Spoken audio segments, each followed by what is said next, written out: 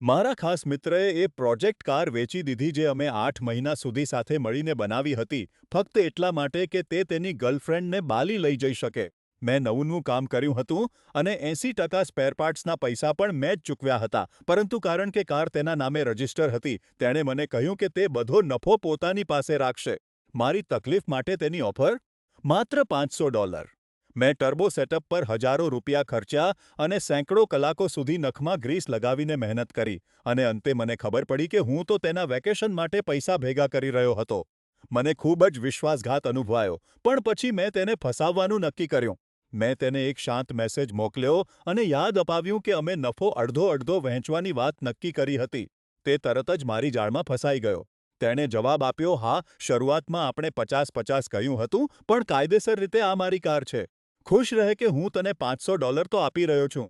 તેણે લખિતમાં સ્વીકારી લીધું કે અમારી વચ્ચે સમજૂતી હતી, જ્યારે તે મને બતાવવા માંગતો હતો કે હું લાચાર છું. બસ એ જ ક્ષણે તે હારી ગયો. મેં તેને દરેક રસીદનો સ્ક્રીનશોટ મારા બેંક સ્ટેટમેન્ટ્સ અને પ્રોફેશનલ શોપના રેટ મુજબ મારા કામના કલાકોનું વિગતવાર બિલ મોકલ્યું. મેં તેને સ્પષ્ટ કહ્યું કે જો તેણે આ વેચાણ અટકાવ્યું નહીં, તો હું સોમવારે તેને સ્મોલ ક્લેમ્સ કોર્ટમાં મળીશ. તેનો બધો અહંકાર તરત જ ઉતરી ગયો. 2 દિવસ પછી તેના પિતા, જેઓ તેમના પુત્રના વર્તનથી ખૂબ જ શરમાઈ ગયા હતા, તેમણે આ બાબતમાં દખલ કરી. મારા પૂર્વ મિત્રએ મને ફોન કર્યો અને તેનો અવાજ સંપૂર્ણપણે હારી ગયેલો હતો.